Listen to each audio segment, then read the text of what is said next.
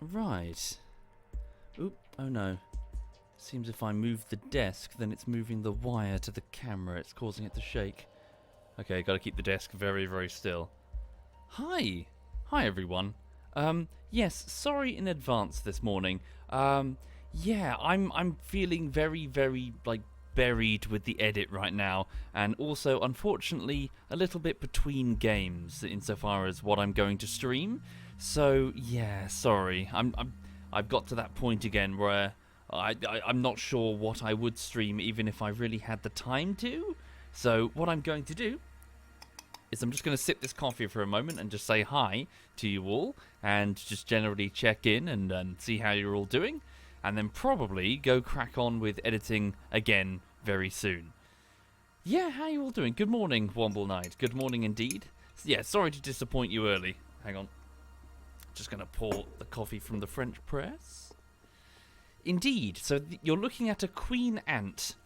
She's in a test tube. She's not in an ant farm, because this is a different queen ant from the one that I've got in the ant farm. This is Deborah, so Queen Deborah, as named by Birdie. So Birdie picked one of the 4 ants, and this is hers. Sorry for the weird fluff and crap that's around the test tube there. It's because the sticky tape, which you can see in the frame, managed to catch a bunch of the threads from the cotton wool when I was properly sealing it, so now it's all weird and messy. I can't get in there and clean it because I don't want to disturb them. Thank you, Regalia. Thank you very much, Regalia. And before that, John D. Thank you very much. Thank you. So, yeah. How you all doing? Have I gone mad yet? Very close, Fenris. Very close. So, an update then. The latest bullshittery is Rising Storm Vietnam Bullshittery Part 3. And it's technically the start of week 5. And things are going well. The video is very nearly done. When I say nearly done, all but... So there are 40 individual scenes, technically 37. 3 are left. That's it. So if I can just finish those 3, the video is done. Barring a few just small quality assurance fuck-ups that I can fix easily. So the problem is all 3 of those scenes are quite complicated. The first one is an opening intro, and the audio's fucked. I need to redo it. It's not good. It's really not good. The second one is an animated cartoon type thing using a puppet that's in Adobe After Effects. I was working on that all yesterday, and it went quite well. The good news is I can duplicate the animations. I can sort of loop the animations in such a way. It'll make sense when you see it. So today's work shouldn't be as strenuous, but nevertheless, it's a lot of work. And the third scene is a sort of cut for sizzle. It's a compilation that's cut to a piece of pop music, and the tracking is not good. It doesn't match the beat exactly. I need to just watch it through a few times and spot the errors where the footage breaks from the beat. Can I recommend you a game, Motor? You can't find a good game these days. If you're willing to go back a bit, I strongly recommend Thief 2: The Metal Age.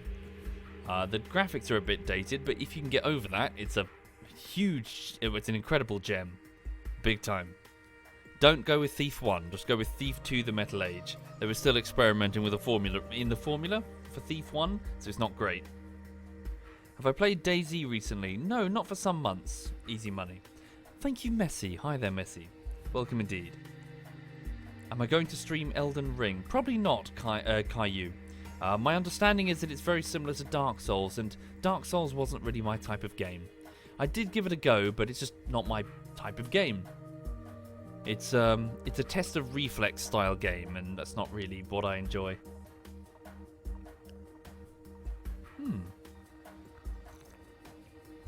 Coffee.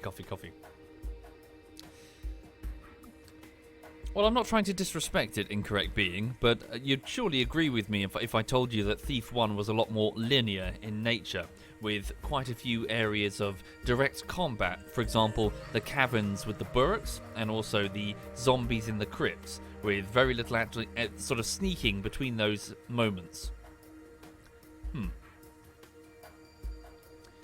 Thank you, He Who Worfs, and Koki. Thank you, both of you. Thank you. Very tired, Cottle. I feel very tired. It's been a... Yeah, I'm in crunch mode for this edit right now. And it's... Yeah, it's difficult. It's difficult. Just trying to get it done as best I can. The good news is, though, that Bew Dingo has done fantastic work, as has Nervous Hawk. So the two artists that I've commissioned. So they've given me all of the assets that I require to finish the bullshittery. It's just I need to get it done. This ant looks like it would be so uncomfortable. Nah, she's fine. She's got herself a nice cozy chamber with clean cotton wool. She's standing atop of her eggs, and she's surrounded... Well, she's now got 2 workers to assist her. So yeah, she's good.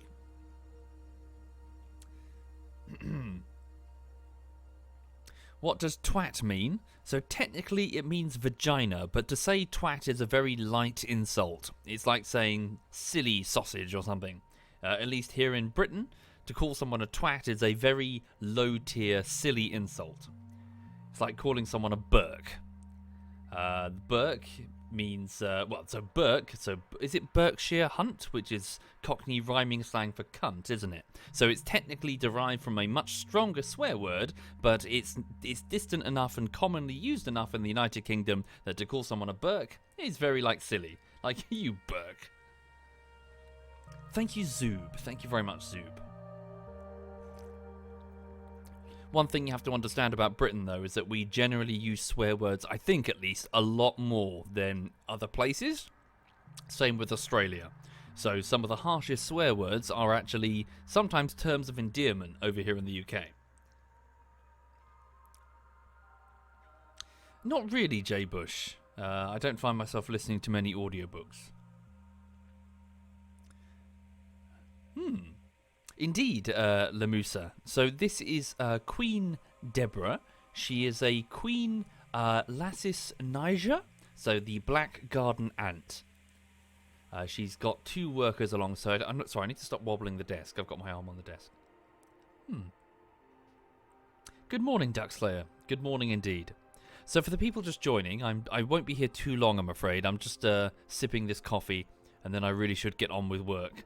I just wanted to give you guys a status update and just say hi and take a short break. Editing is kicking my ass. I'm just trying to get this bullshittery done for you. If you'll forgive me for saying I can't relax until a project is done. When it gets to its final stages, it's like I go to bed, I'm thinking about it. I go for a walk, I'm thinking about it. I just need to get it done. I get a bit manic towards the end. Thank you, Kicking with Fists, and It's Lone Wolf. Thank you. And Sid the Red, thank you. Thank you, all of you. So, Dr. One Skull, it's Rising Storm Vietnam Bullshittery Part 3, as voted for by the patrons and the Twitch subscribers when I put a poll out. Please note, if you're a Twitch subscriber and you would like to see those polls and also get updates on what I'm doing, along with the video early, I would previously send out emails to all Twitch subscribers, but frustratingly, Twitch took away that feature. Instead, I've made a Discord group below. The only purpose that Discord group serves is to replace the Twitch system, by the way, so it's not like a fan thing.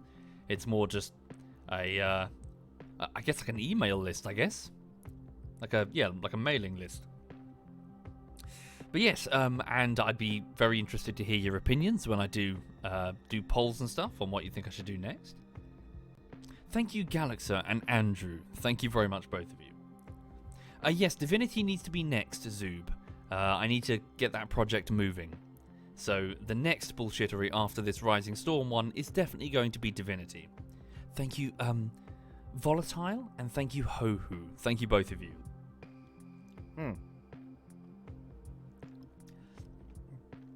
Well, it wasn't necessarily a rule, Sigma Gore. It's more the fact that I never really saw a need for Discord.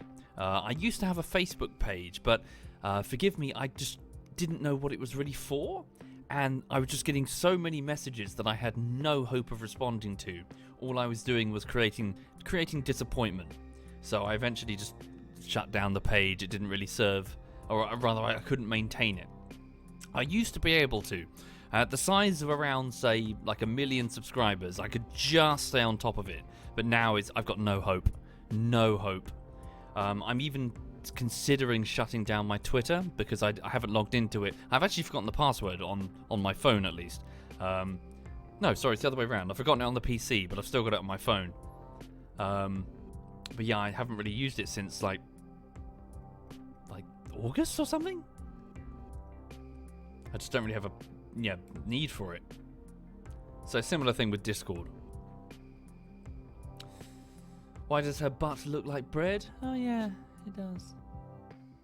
So you're looking at her abdomen there. So it's actually divided into different segments, and apparently identifying the ant species is quite easy just by looking at the segments of their abdomen, and also a sort of pre-abdomen bit, I don't know what it's called, just in front of them. So they can often have like 2 or even 3 little chambers before the abdomen. So that is the egg-laying organ, and also I think liquid storage, so water, right to the front there. Hi there, Cyanide. Good morning, Cy. Cy, I'm fucking exhausted. I'm so tired. I've just been working flat out. Oh, nearly done. Nearly done with this project, and then I can just take a break. I could do with a break. I want to go fishing, but it's not warm enough. Rising Storm, Cy. Rising Storm. Yeah, hopefully it's funny. Fingers crossed, but I'm just so tired. You wouldn't believe. Do pass on love to the household, Si. The dogs, the cats, and your partner. I hope you're all doing very well. Sorry, the dogs and cats, singular. Thank you, Sherlock. Thank you very much, Sherlock. And thank you, Nate the Great. Thank you. How do you know if the ant is a queen or not? Size difference. So the queen ant is the only one that massive, especially with the species. All of its daughters are infertile workers. Some ant species have different castes. They have different specific roles that they assign their workers, but not this one. There is no dedicated soldier class, for example, with Lasius niger. There is just the worker class. As a result, the workers are very generic when it comes to their armament. They don't have any fancy mandibles, they don't have any specialized mouth parts. They are all, to each their own, like a very generic, standardized worker shape, but they're also very aggressive. Or at least not necessarily when it comes to us as humans. They won't stand their ground against us, but with other ant species, all workers must fight.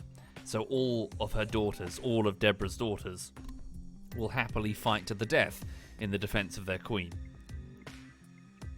The only exception to the infertile daughter rule is the creation of male drones, the ones with the wings. They're very, very thin. They look almost like wasps, and they only start appearing before the nuptial flight, along with the virgin queens. They all take to the skies in summer, have a huge mating party in the air, and then crash down to the ground in order to make new nests. The queen's going off to dig holes, and the male's just dying. Thank you, Randy. Thank you very much, Randy. Indeed, she is quite thick. What would you call a thick ant? If an ant were a stripper, what would its name be? Thant? Yeah, Thant.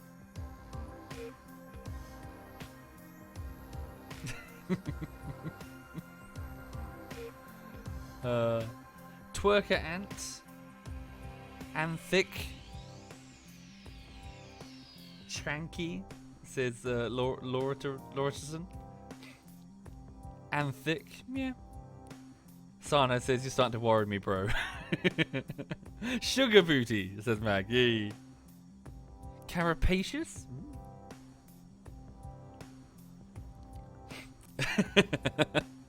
Ah, the imagination.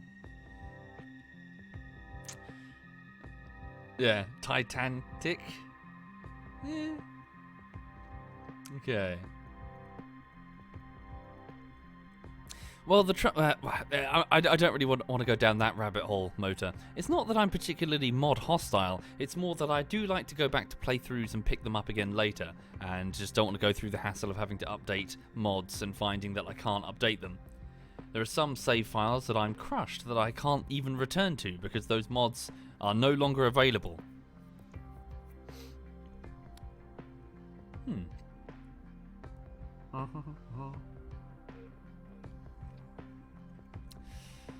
Oh really, Talvard? Yeah, how strange. Maybe there was something odd about that door.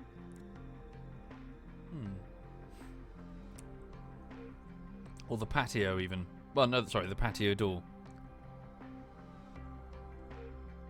Thank you, Megalodon. Megalodon? Thank you, Megalodon. Thank you. Is Deborah okay? Indeed, you're looking at Deborah now, Nero. So this is her test tube. She's actually right next to the other ant farm, so they're actually alongside each other. She's just on the far edge of the heat mat. So I'm trying not to put the water source over the heat mat, because then it will start evaporating and fog up the tube. Also, tell you what I did buy. I bought... Where is it? Oh, shit. The bottle's not... No, I put the bottle away. I bought a bottle of Fluon. Fluon is a sort of... is it like a polymer or something? It's like Teflon, isn't it? But it's this liquid that came in a bottle that was similar to like eyeshadow with a little brush thing. And what I started doing is I started applying it to the edge of the glass ant farm that I've already got, and then I let it dry, and now the ants can't climb it. So I've actually got the lid off. Hang on. So I can look straight down into the ant farm's outworld, and the ants can't climb the glass to get out. It's kind of cool. So every now and again I sort of like lean my head in and stare at the workers as they're minding their own business. When they look up, they just see this huge nose looking at them, breathing heavily. Probably quite creepy. Deborah, what? The god is looking at us again. Oh. God, that guy's ugly. Ugh. Sai says it's how Maya wakes up most mornings. Yeah, with you leaning down, just your nose in her vision. Oh dear. Yeah, I hope you're all okay, Sai. I hope your back is feeling better, by the way. Sai injured his back a while ago. Just randomly? Sorry, you weren't doing anything, were you, Sai? Just randomly... Did you do something? I can't remember. Did you say that you did something and then you hurt it? Or did it just one day start hurting? Sai can walk and drive. Ooh. Sai did absolutely fucking dick all. You simply existed. You're getting old, mate. We're getting old. Sorry, I keep wobbling the desk. It's all downhill, Si. It's all downhill. You're significantly younger than I am, but I can promise you it's all downhill.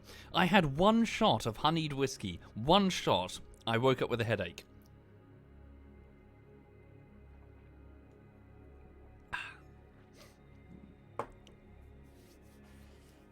Right.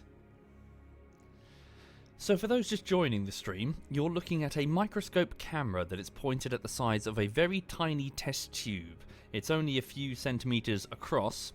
In that test tube is a piece of cotton wool to the left-hand side, holding back about a third of the test tube full of distilled water. So the water is able to propagate through the cotton, through the fibers, and the queen ant, Queen Deborah, right here, of the species Lassus niger, is able to press her mandibles against it whenever she's thirsty.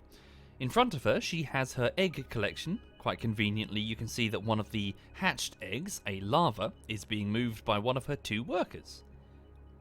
So once hatched, they turn into that larval form that you can see. Basically, they look like maggots from a distance, but when you zoom into them, they look a lot more like caterpillars. They've got a mouth part that looks very, very like a caterpillar.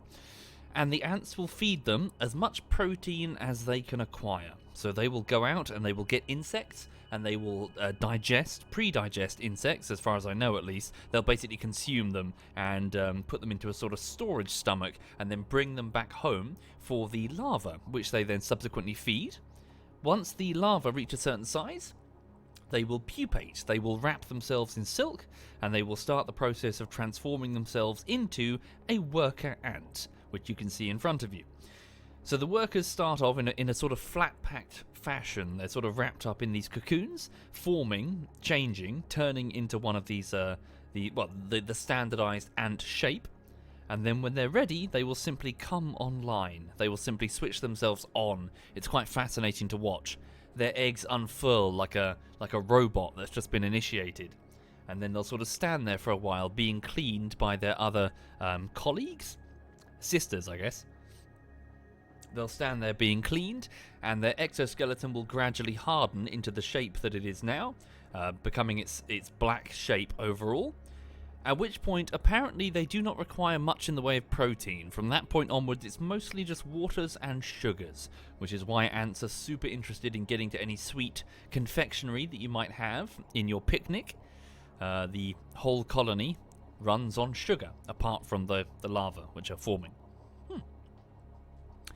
So, please know that if you're interested in having your own queen ant, now is probably the time to think about doing it, because as it starts to get warmer, all of the ants' nests will be generating their queens to launch in the summer.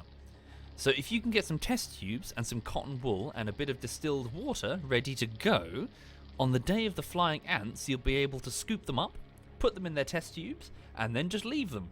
That's it. You don't need to feed them. You just leave them in their tubes, so long as they've got water. They're carrying their own energy reserves. They don't need to feed until, well, some months later. If there's no sugar, will the colony die? Yes, indeed. Eventually the colony will starve. So the colony does need to go out and find sources of nutrition.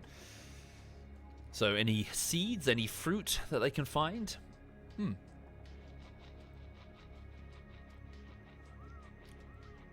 You want to starve the queen until she makes babies? She won't be starved, Sherlock.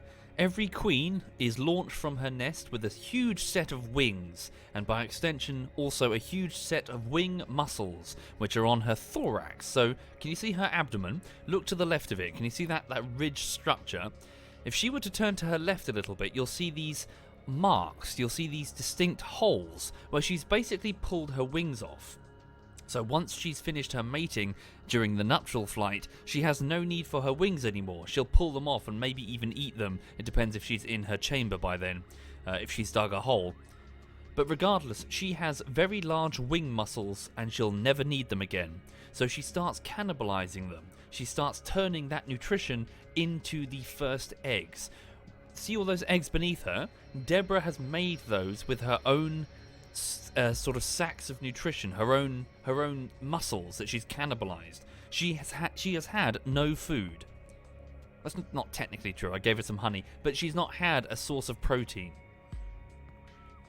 So she's probably feeling quite tired, I imagine. So she's resting as best she can. As more workers start to develop, they will take their first tentative steps outside, at which point the real trial of the colony will begin. The question for the Queen is, did she land in an area with food? Do ants sleep? Indeed they do, Geoffrey. They do sleep indeed. They huddle together, they maintain a sort of stable temperature when it gets colder, and they generally go into a sort of state of torpor. So at night time in particular, they start to shut down and conserve their energy. So their activity levels are tied to the temperature around them.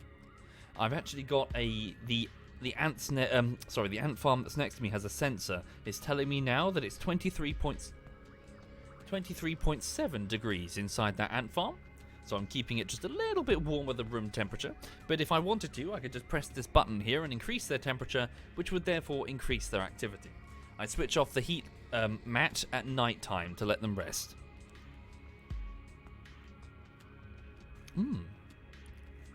Indeed, Frost. So right now the Queen has a light on her, so just for the sake of this stream, but afterwards, sock. Straight beneath the sock that she's got on top of her. To keep her nice and quiet and dark. Sorry, I'm getting my headset tangled in my own chair. No, that's a clean sock. The crusty sock is to my right. Thank you, Obsidian. Thank you very much, Obsidian. And Mertfish, and Warra, and Game Dev, and Copious. Thank you.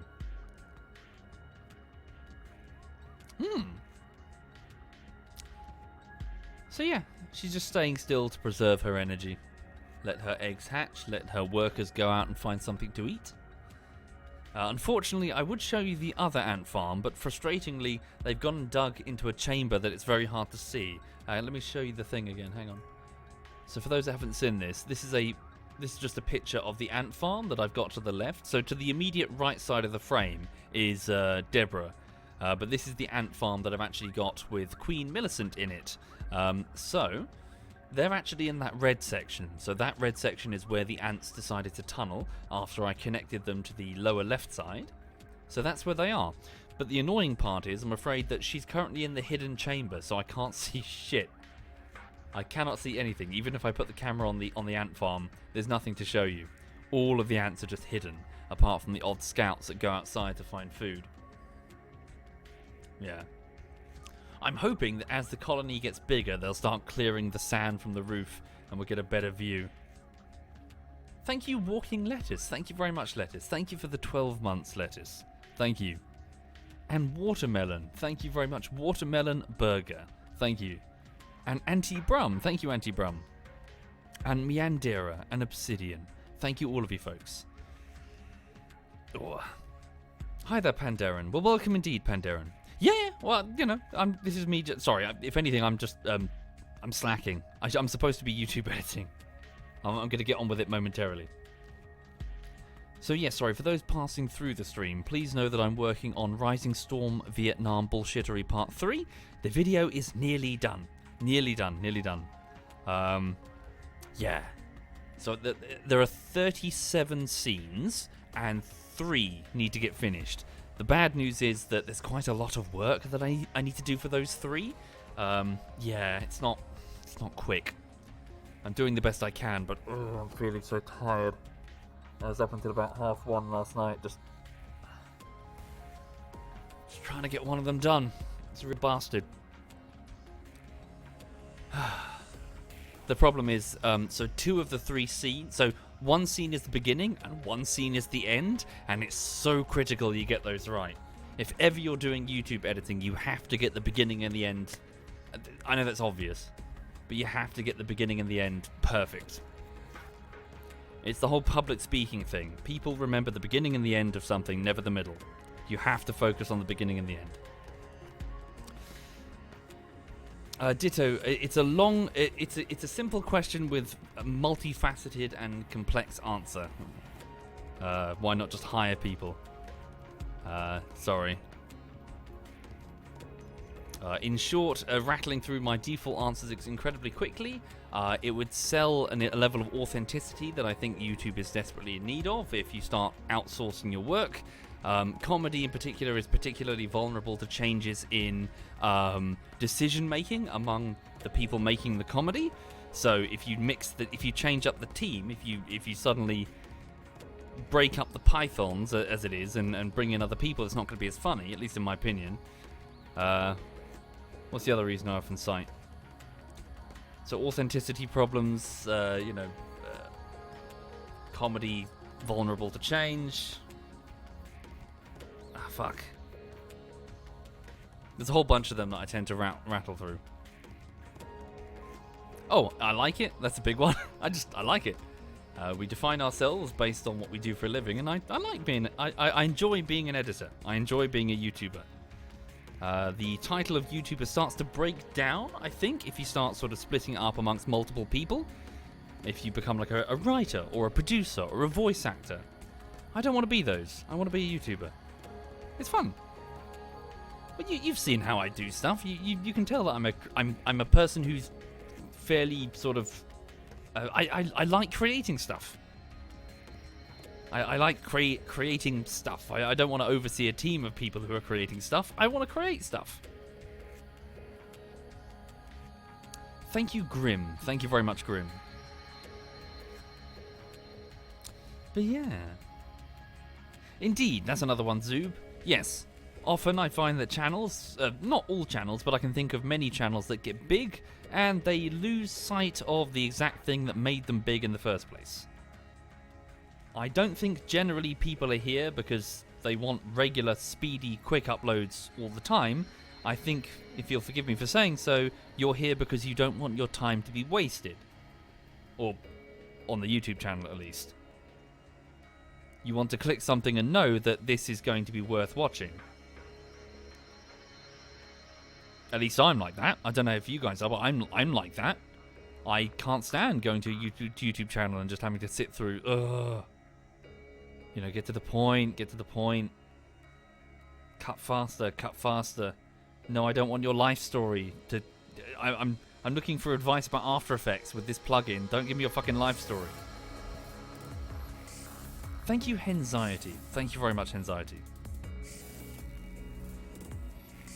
So I'm just going to tweak that a little bit loud. Thank you, Smokey Bear. Thank you very much, Smokey Bear. Waste M, you're looking at a queen ant in a test tube under a microscope. Her name is Deborah. She's got cotton wool all around her. She's warm, she's comfortable. She's got herself 2 workers which are cleaning her eggs. Fastidiously clean creatures are ants. They cannot tolerate grime. They will spend ages grooming each other. You see those, you see the antenna that they got there. Quite interestingly, you might actually see that ant do it in a second. It will take its front legs and it will start rubbing them up and down its antenna. Now, if you put its front... Oh, hang on, is it doing it? Almost. If you put its front legs under a microscope, you'll see something rather fascinating. It's a comb. The whole front... Oh, look, it's doing it, see? Look, look, look, look. The whole front leg is a comb, and it's delicately combing every single speck of its front antenna, cleaning them, because it's how it interprets the world. It's basically going through, touching everything, and then going, what the fuck is that? And then sort of scrubbing it clean. Their eyesight is okay, but it's not amazing. They really sense the world around them with those antennae there. Also, it might be a bit weird looking at them now. So effectively, their arms, their legs really, they are all for locomotion. They really don't use those to sort of manipulate things apart from the combs that I just mentioned. It's really their front mouth parts that are their hands.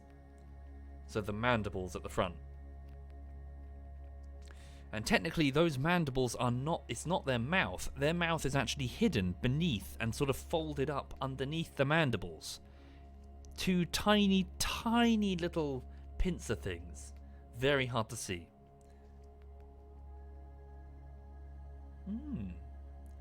Thank you, Fabian. Hi there, Fabian. Indeed, they feel their way around.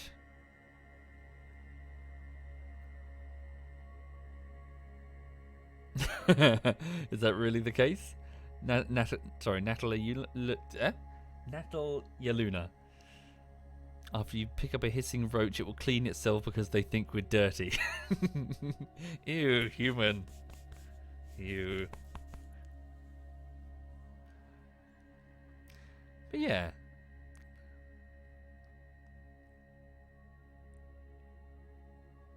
So at least Queen Deborah can relax a little bit now.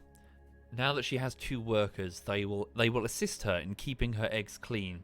All of the eggs are covered in I keep saying saliva, but I'm not entirely sure what it is. They've got a sort of antifungal, antibacterial liquid that they're able to put onto the eggs and themselves. And so she needs to do it constantly. She needs to keep picking up eggs and cleaning them just to stop bacteria from eating them. So now the workers can help with that. This also means that the queen herself starts to lose autonomy. So as more workers are created, she just becomes an egg-laying organ within the organism that is the ant nest. So the workers take over pretty much everything. She's just ferried from place to place and expected to lay eggs and be quiet. all of the command and control decisions are made collectively by all of the workers through pheromones.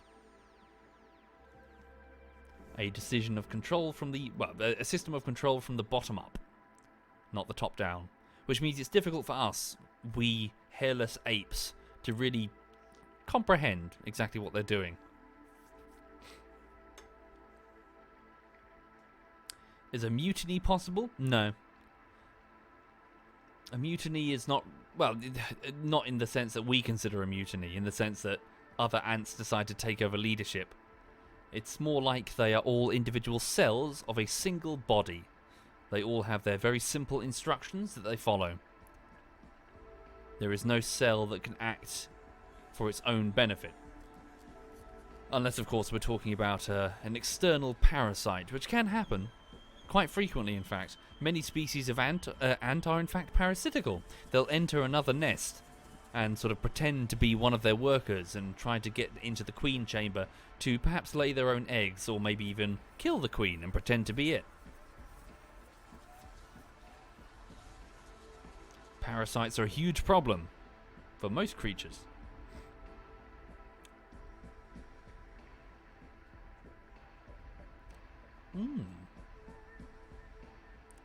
I believe they're Lassis niger, dark moorwind. I'm not sure if I'm pronouncing that properly. But the black garden ant, an extremely common species here in the United Kingdom that you see in cities, beneath pavements all over the place. They have no bite or sting of any consequence, and they're a very easy starter ant to go with. When they first hatch with their queen, they're nanitics. In fact, you're looking at nanitics now. Sorry, I should have mentioned that. So these workers are in fact much smaller. Much, much smaller. The true workers will actually be probably about an extra third, if not an extra half the size. The reason for that is lack of protein. There are sort of min-max... what's the minimum amount of protein that it would take to make some workers? Because it's all about the number of workers that you can make at the start of an ant colony's life, not how strong those workers are. You wouldn't want the loss of a single worker foraging outside to be like the loss of 1/6 of all of your colony's strength. But yeah.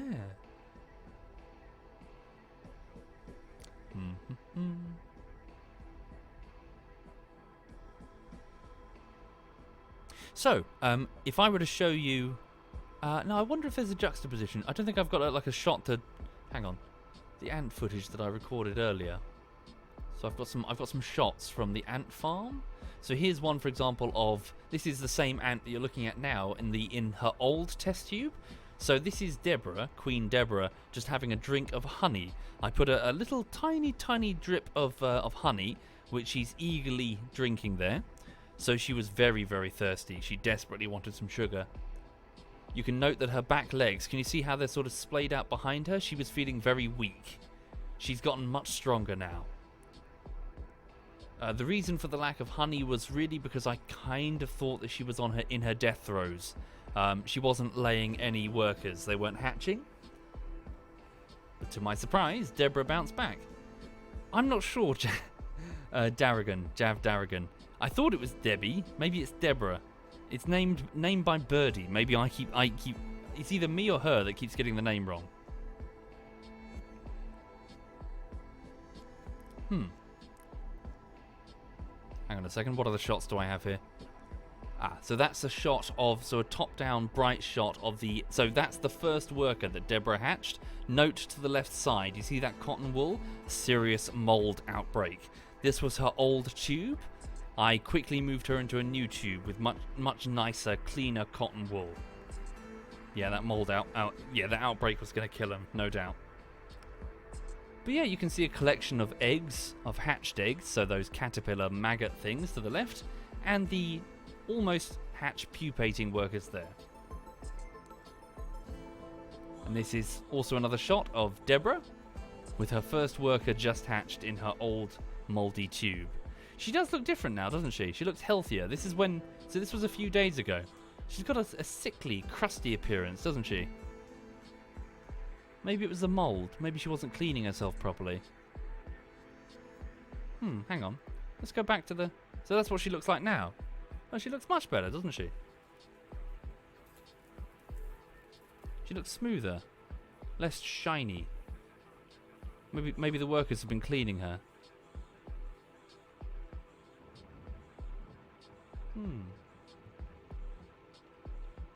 Hello, Deborah. Speaking of my other queen. Not the fish. Lulu, why have you got my underpants on the sofa? Why have you pulled my underpants to the sofa? You alright, sweetie? She's looking at me, not the camera. It's further down on the sofa thing. You alright? Hang on. What's this? What's that? What's this? You silly sausage. She steals my socks sometimes. I guess she... Yes, I love you too. I love you too. Hi. Yes. Silly girl. Lulu? Lulu? Lulu? Oh, I'm getting the silent treatment. Are you ignoring me? Huh? Are you ignoring me? Lord. What a donut. Right. Okay. So I need to bog off momentarily, folks, I'm afraid. I do need to get on with the editing. Thank you, Pandrakar. Thank you very much, Pandrakar. Oh. But yeah, how's everyone doing? Very stressful week, isn't it? It depends on the game, Pandarin. So it depends on the size of the game and the number of people that, that it can host. If we're doing Rising Storm, for example, or Holdfast, the more the merrier. If it's a bit of a smaller session, then it tends to be quite closed. We've also, we need to be a little bit more selective these days insofar as who we bring along to games. Yeah, we need to keep our server details hidden. Right. Welcome, Tay. Welcome indeed. So, yeah. Sorry to hear it, Sherlock. All the best to you, Sherlock. Hope you're okay.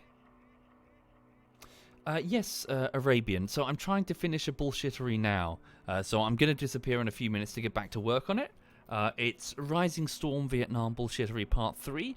It's nearly done. There are about 37 scenes and only 3 remain to be completed. Unfortunately, they're quite difficult. I'm doing my best with... So, one of the 3, I was working on it all yesterday, just trying to... I was working till about 1:30, just trying to get it done. So I need to go and finish that. And then I need to do 2 and 3, which shouldn't be as tricky because... So of the remaining scenes, number 1 is the intro. The audio's fucked. The audio's completely fucked. I need to sit down and very carefully, like with a set of headphones, just go through it and properly fix it. Scene number 2 is an animated cartoon. That's what I was struggling with yesterday. So I'm sort of puppeteering some pictures around in Adobe After Effects. So that's what I need to finish. And scene 3 of 3 is the ending, which is cut to sizzle, as it's known as. So it's basically cut to a pop song. So I've got to get the timing right because the timing's wrong. It's way wrong. Yeah. So I'm exhausted. I just need to try and get these scenes done. And then it's done. Then the video's done. Yeah. Okay. Will donators have their own ant with the same name? Yes, fine. Yes, you can get an ant named after you. Good luck telling which one it is. When there's thousands of them in the ant farm. One of them, somewhere. Fuck.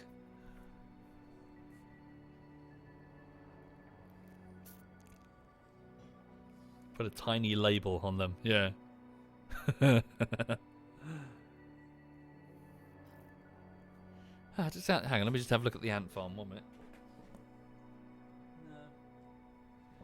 Just poked my head over the monitor to see what the ant farm is doing. So there's none in the outworld, so they're probably all still indoors. They're in their sort of concealed chamber. Ooh, interesting. Is the queen... Oh no, for a minute there I thought the ant was giving her some food from its secondary storage stomach. So an ant colony does not leave food lying around the place.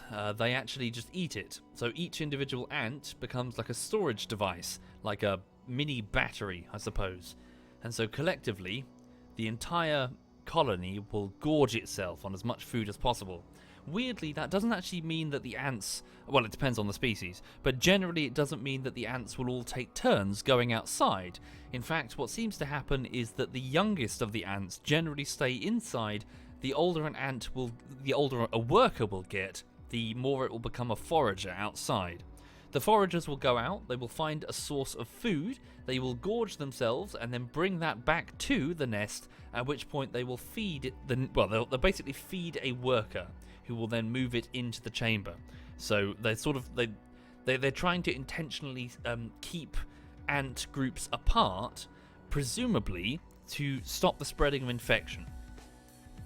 So if one ant does get infected by something, it doesn't just march straight into the queen's chamber and infect the queen. It stays near the entrance. At least that's the theory, at least. That's a probable reason why ants would not just propagate fully throughout the entire nest colony. They social distance in a form.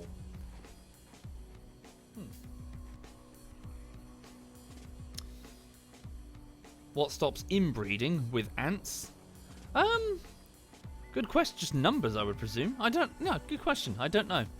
So if a bunch of ants were to fly up into the sky, could potentially the same drones of the same nest mate with virgin queens from the same nest? Probably. I guess it's probably just pure numbers. When the whole sky is so full of ants on the nuptial flight in the summer that they appear on radar, your chances of mating with a drone from the same colony is probably quite rare. What would happen if you start a small fire in there? Would the ants try to put it out? No. If anything, the ants would react to the temperature change. They will start moving their eggs rapidly away.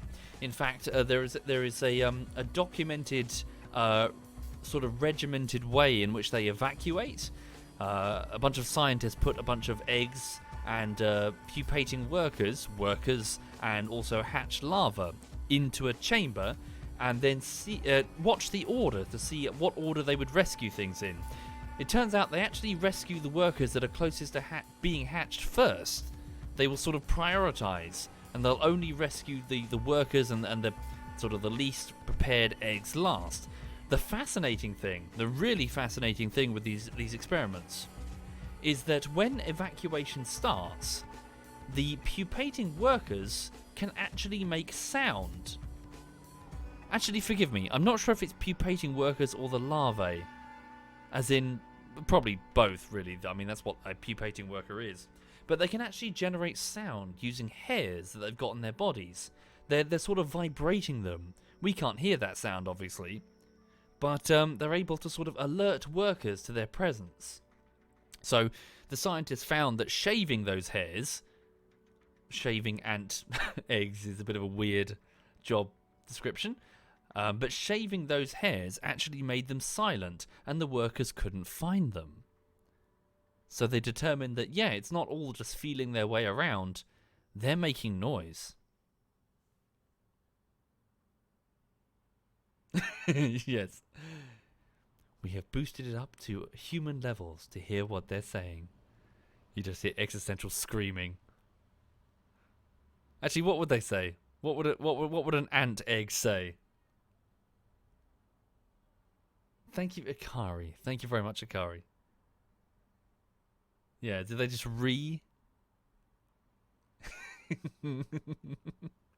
Yeah, just screaming. Ah!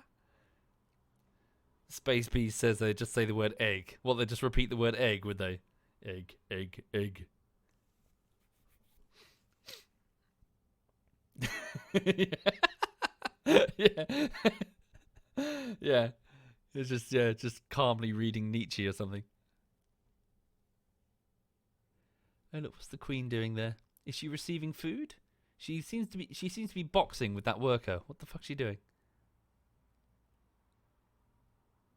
Not sure what she's up to. I think she's trying to clean her mandible and that worker's not helping. Get the fuck, stop it, fuck off.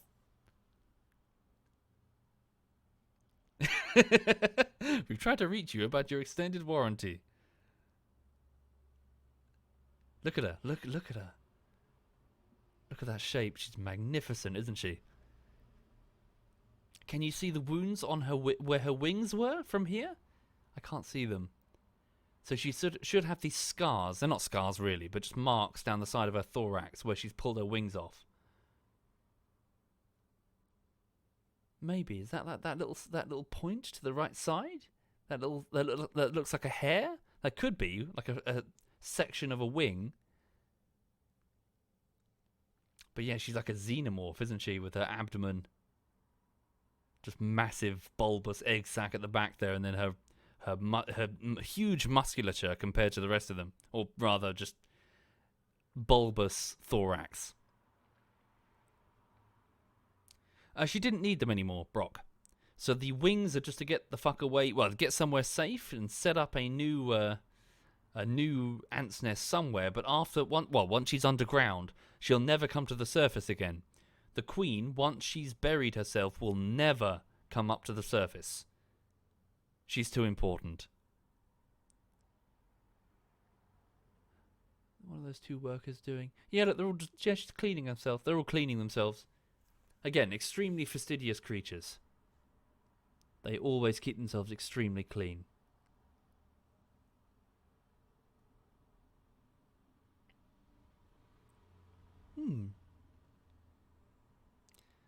Hi there, Speedster. So you're looking at a queen ant. She's sort of sitting upright on her abdomen right now, using her legs to clean herself, spreading a sort of antibacterial... I keep saying, again, I'm not sure if it is a saliva, but she's sort of putting an antifungal, antibacterial coating over herself.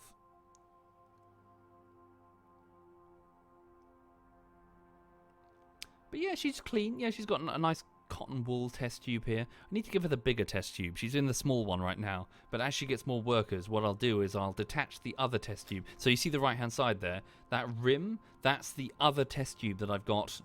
She's back to back with another one. I put some honey in there earlier. What I'll do is I'll detach that, put a sort of silicon bung, and then that silicon bung will lead to another much larger test tube. And then to coax her out of this one, when I need to, I'll put some whiskey stones side by side of the test tube that have been in the freezer. This will reduce the temperature of the test tube, and she'll like, oh, it's a bit cold, fuck this shit. And she'll move into the nice, big, warm test tube. Where did you buy the ants? Didn't need to, Kaiser. They were just lying on the ground. So during the summer, which is coming up soon, everyone, the nuptial flight will occur. The sky will be completely full of queens. Just grab one. Just grab one. Technically, grab like 5 or 6, just to up your chances of getting fertile ones. That was it, asinine quasar. So just buy some test tubes for pennies, some cotton wool, some distilled water. It's a very, very cheap, easy to do hobby with a bit of patience. Just wait for the summer, get a bunch of queens, just Google test tube setup if you want to see how you're supposed to do it, and then just leave them in the dark somewhere. Resist the urge to stare at them, just leave them in peace and quiet.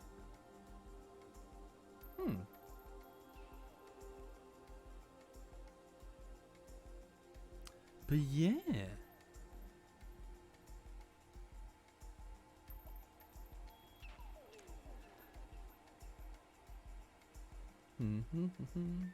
Frostbeard says, if you get a large outworld with a top lid in the future, make sure I use plenty of baking powder and Vaseline around the lid to keep them inside. Indeed, I bought a small bottle of Fluon, Frostbeard. It arrived yesterday.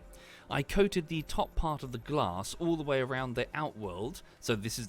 Sorry, I'm not talking about this, what you're looking at here, folks. The other ant farm. I coated the entire top section of the glass. What is that worker doing? The worker is trying desperately to get at her asshole. What? Right.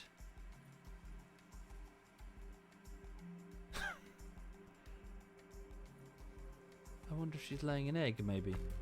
What's that worker trying to do? Ooh, ooh, ooh, ooh. What's that in its mandibles? Oh, she just laid an egg. See that? That worker's got an egg. Just there, everyone. It's adding it to the pile. There we go. Well done, Deborah. That's what she was doing. That's why she's standing up like that. She laid the egg. The worker retrieved it. Maybe the queen made a sound or something. Look at her though. Look at that pose. Magnificent creature. Like a xenomorph queen just standing above her soon-to-be kingdom, her hive. Yeah, look, I think, you see her... Ah, damn, she's going down. She's got like a spike on her back. Can you see that? That must be her wing that she's pulled off.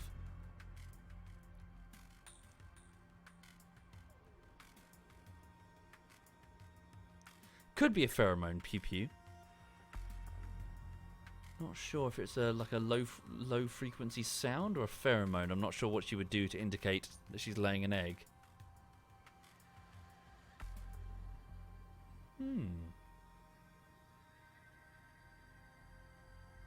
Yeah. Who's the father? The father is long dead. Last July. So the father would have been a drone that she would have explosively mated with. That's how I read it, at least. Apparently they sort of, when they mate in the air, the males will explode their genitals. Boom. Apparently this is not only to ensure that enough DNA gets into the queen, but also apparently to plug her, like, lady bits so that no other drone can mate with her, apparently. So regardless, sorry, no, I might be misremembering. I might be talking about bees. I can't remember if they physically plug. Regardless, explosive mating occurred, and then that drone just died.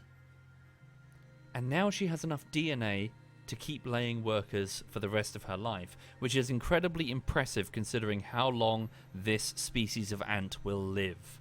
Their lifespan is astonishing. For an insect, this will be, well, they can live for something like 30 years, which is unbelievable. This would be like a human lasting tens of thousands of years.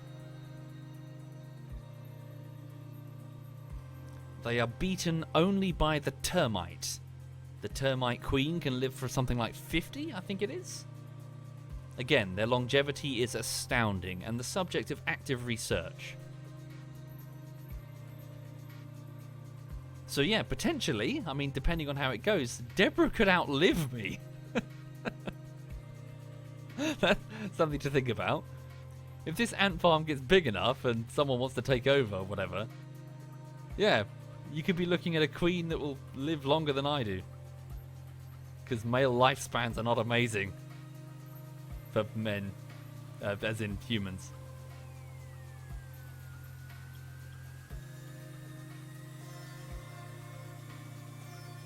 Thank you, High Def Gameplay. Thank you, High Def. Yes, I will leave the ant farm in my will.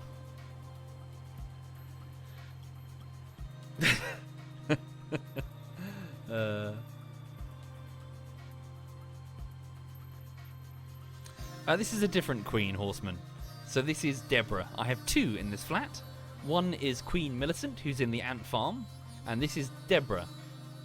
She's still in a test tube setup, which was in the spice cupboard.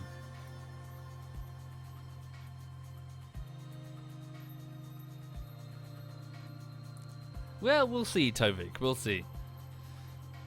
Also, may I just draw your attention? Carefully look at the Queen's mouth. You can actually see her mouth parts that I mentioned before. When she raises her head, those two tiny prongs beneath her mandibles, they're so small, they're very hard to spot. But that is her mouth. What's she doing? Is she laying another egg? That worker is paying a lot of attention to her. She might be laying another egg.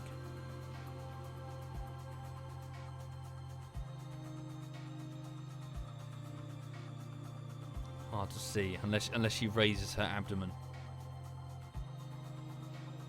Indeed, Apex. Yes, indeed. You can put them into a bigger ant farm. Apparently, many ant keepers like to leave their ants cool over the winter. Basically, hibernate them. They'll slow down and generally eat a lot less.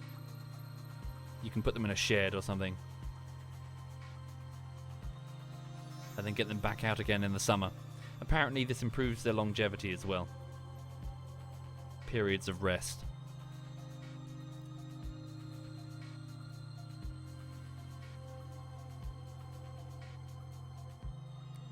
Okay. Thank you, City Builder. Thank you very much. In what container are they in? They're just in a test tube. The test tube is... Where is it? Hang on.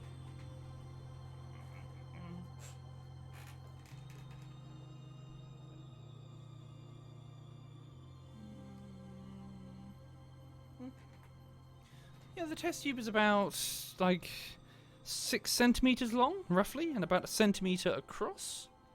Yeah, it's a very small setup. I'll move them into a much bigger one later. Thank you, Silverer. Thank you very much, Silverer.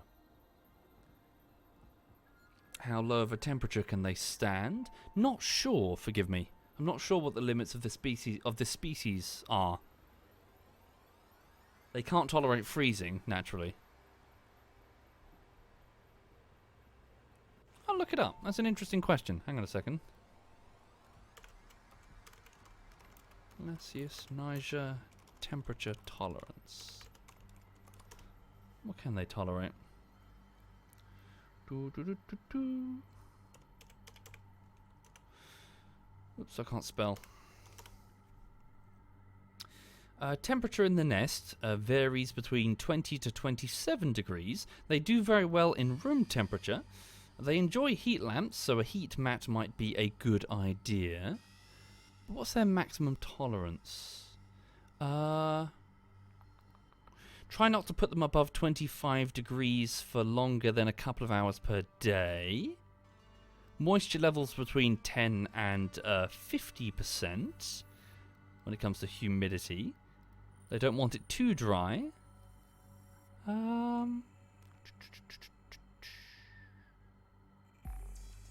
Doesn't seem to specify what their maximum or minimum temperature is. This is more like ant care that I'm reading as opposed to what can they physically resist. Diets, sugars such as fruits or honey or sugar water. The queen and the larvae need lots of protein, so lots of insects. Do not feed your ants insects from the outside. They could be exposed to pesticides. Lasius niger likes to hibernate. This means they're used to not being active during the winter months. They go into their nests and huddle together, waiting for spring. To remain healthy, they require proper hibernation. Oh, so it actually sorry, I was not aware of this. The species requires hibernation? I read stuff to the contrary. It says that you can easily hibernate your ants in most spaces where the temperature is between 5 to 10 degrees. Okay. Some even use their refrigerators to hibernate their ants. Just be careful exposing your ants to too cold a temperature. It doesn't specify what too cold is. Okay.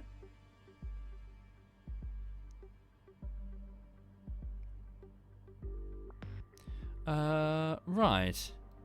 So it says yeah, I'm just reading in general. So they like nests in dirt and sand. They situate themselves under stones and other objects that generate heat in the sun. What's this? Sorry. They are also very aggressive and active for ants, but with very weak generalized mandibles that seldom hurt our skin. So they're not aggressive for us, against us. The nuptial flight. So this is the bit where people might want to be listening if they're looking to set it up. Occurs between June and September.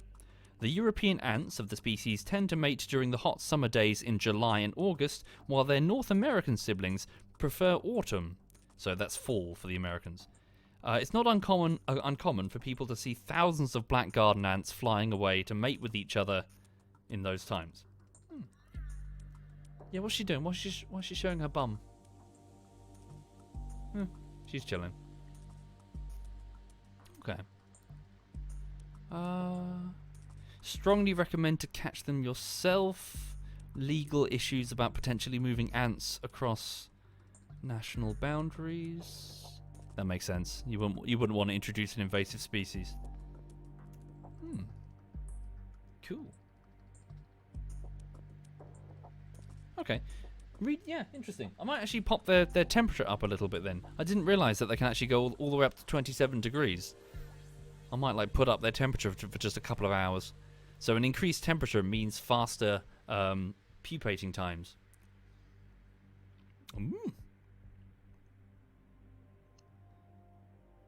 So what's that ant at the back doing? Maybe it was a pheromone. That ant is really interested in trying to get to the backside of the queen. Maybe it thinks there's an egg coming.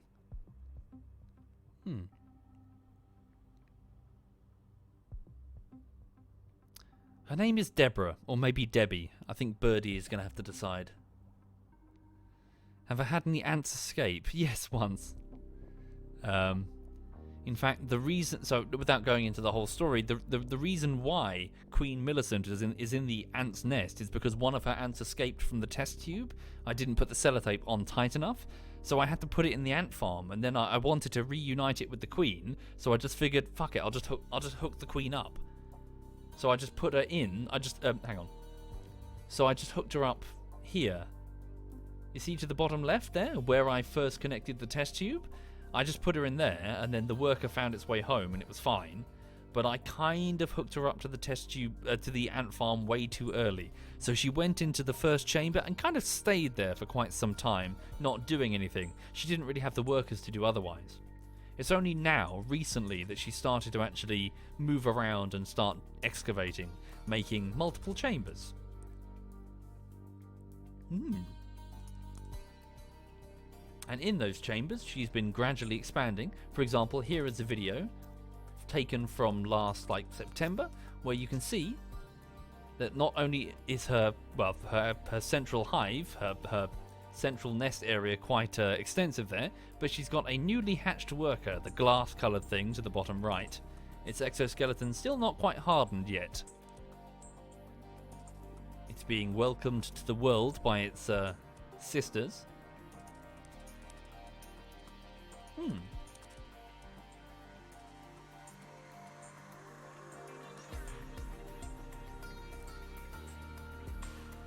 What's that? Yes, indeed. The ants naturally need to breathe.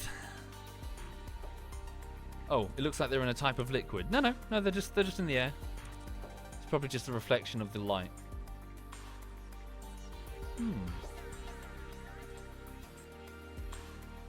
So what other footage have I got here? 1 second.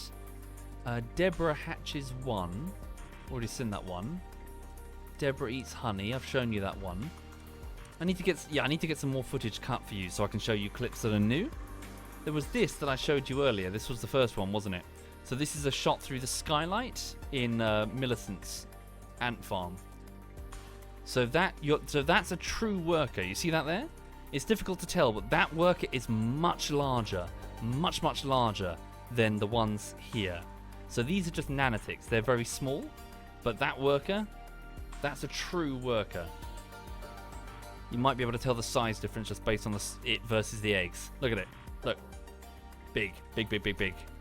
So that's because it's had access to true protein. I put some chopped up insects in there. So that worker is not like a stopgap worker. That's a true worker. And when you see a nanotic and a true worker side by side, you can tell. You're like, okay, yeah. It's like a third larger and much more aggressive. Thank you, Sterminus. Thank you very much, Sterminus. And then, of course, lastly, if I just show you this, and this is this other footage that I recorded. This is astonishing. I couldn't believe that this was true. these two pupating workers did not cover themselves in any silk. Look. They're just pupating. They've just decided, fuck it, we're just going to transform into ants right now. You can clearly see their abdomen, their legs folded up beneath them. You can even see their heads tucked in, like little robots just forming. And when they're ready, they'll just switch on. It's incredible to watch. Their legs just kind of unfurl like a robot just coming online. It's amazing. They're alive. They're alive now. They're breathing. It's just there's some signal which causes them to just look. You can even see the hairs on its legs starting to form.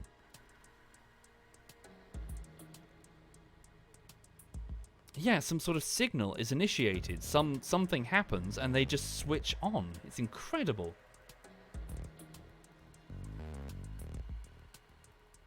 Indeed, some species don't actually do the silk thing. YCs. I don't know what it is. I wondered if perhaps I wasn't feeding them the correct nutrition. Maybe there was like they didn't have what they needed to make the silk or something. I've no idea.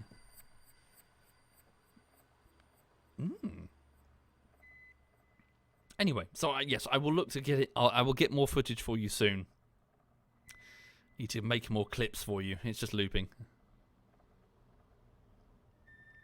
But yeah, I find it fascinating. Sorry, maybe I'm just a huge nerd. I find it interesting. I've never done this before. I tried to make an ant farm when I was a teenager, but it didn't work. Me and my brothers, we basically dug up a paving stone in my mum's garden. I'm the eldest of 5 brothers, so again, what was that comedian who said that Louis C.K. with boys, it's damage that could be measured in dollars. Just. Yeah, we basically ripped up a paving stone in the garden, and we broke it. It never fit the same way again. But we tried to pull up the paving stone to find the queen. We couldn't find the queen, and we just filled an ant farm with a bunch of workers, and it never took off.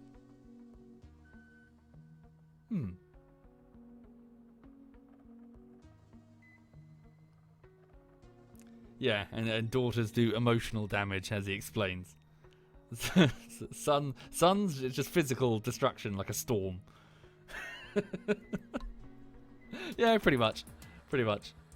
Like the moment we find, like the inside of like wallpaper, like the cardboard tubes, the inside of wallpaper. Yeah, they just become swords, and then before you know it, we're bashing each other around the head with pieces of cardboard.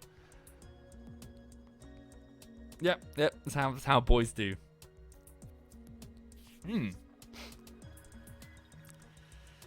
But yeah.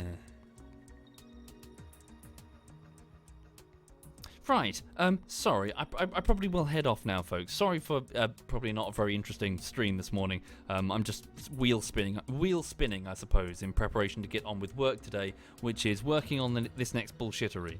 I'm hoping to have it ready for you before Friday. I'm doing my best. There's still a lot to do. I need to get these 3 scenes done. That's my top priority. Just laser focus today. I just need to laser focus these 3 scenes. I'm hoping I can have scene 1 of 3 done today. I need to get it done today. Tomorrow. Just sorry, I hadn't thought about this. Might be a good idea to do scene 1 of 3 tomorrow. Actually, no, it doesn't matter. I can do either or. They're both. There's nothing that I need. I've got all the assets that I need from the artists, so I just need to do them in any order. Yeah.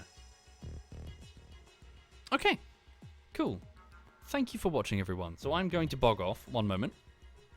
Let me have a look and see who's doing what. Thank you, Sturminus, City Builder, and Mr. Butterboy, and Swag on Ice. Thank you. Right. Let's have a look. Is anyone doing anything interesting? Let's have a look.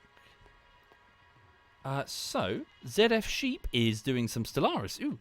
And Yuki is doing some Dark Souls. Which would you prefer? Dark Souls might be more interesting. What with, what's it called? Fuck. Brain's gone blank. The new one that just came out.